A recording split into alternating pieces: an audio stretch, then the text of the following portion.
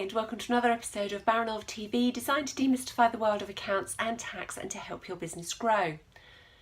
Now, this episode I wanted to talk to you about software and in particular about Xero.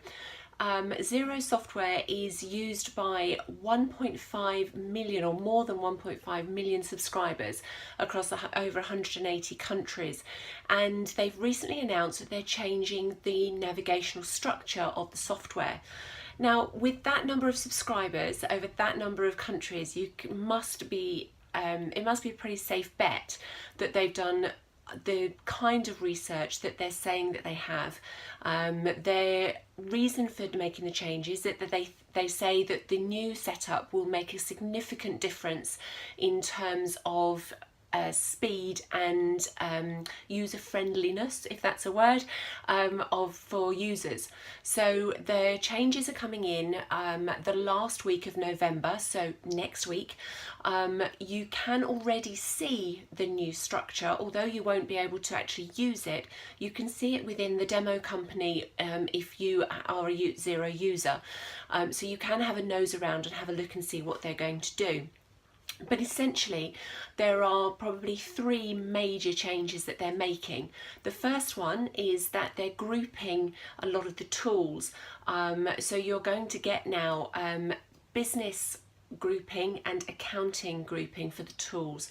And the idea behind this is that the business grouping is for the type of tools that business users are into every day. They're the ones that are in use constantly. So things like invoices and quotes, bills and purchase orders, expense claims, and they've also made another small change, which is for the inventory that used to be called is now products and services. So those items are all in what they're calling business tools now.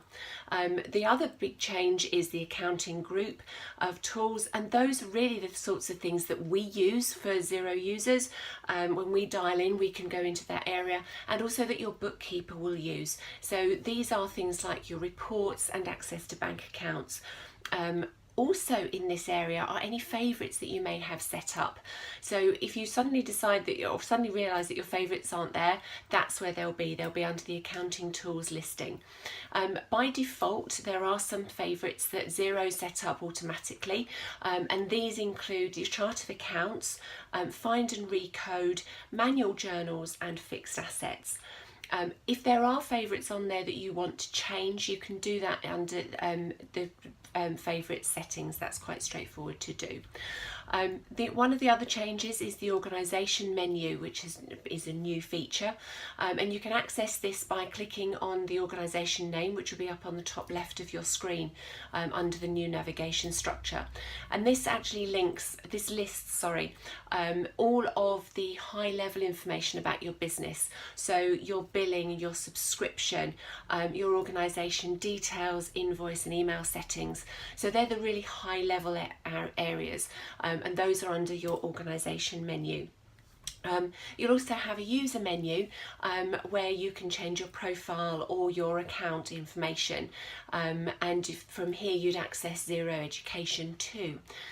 Now, the menus that you see and the items that appear in each of those menus will depend on your level of access. So if you have users within your business that can do expenses or they can do invoices, they may not see all of the other menus on there. So it will depend on what your level of access is. If you're a full administrator user, then you'll see everything, obviously. So what else do you need to know? Well, you need to know that dashboards are unchanged. You've got a dashboard option on the main navigation, and you've also got contacts as a main option on there as well. So those aren't changed at all. Those are obviously the areas that people are in a lot, and those are remaining unchanged.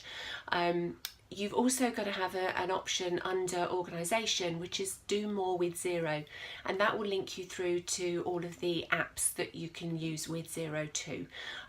So that's where those will be. There's also a new search function, which I think actually could be the saving of all of those times when you think, oh, where is this? So what we're going to do is, for all of our client subscribers, we're going to email that new search function, or the details to that, and we're going to email those out to you. If you're not a client but you're interested to know more about the search function, just drop me an email to liz@baranovassociates.co.uk, and I'll happily pop that out on email to you as well. I think when you're scratching your head trying to find something that may have moved, having access to the new search function might be a really nice option, and it might actually just make things quicker to get into the habit of using the search function to pop around within the system.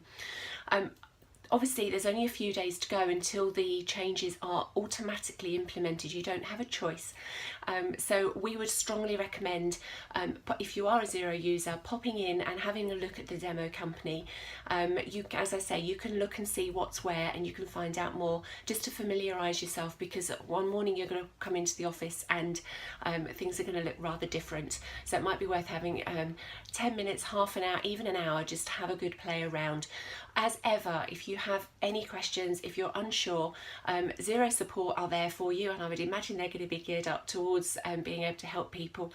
But obviously also pop us an email, give us a call. We're here to help, and we realise that Xero is a major function and a major feature of a lot of your businesses. So if you get stuck, do get in touch. In the meantime, I'll leave you to go off and have a play with the demo company, and I'll see you all very soon.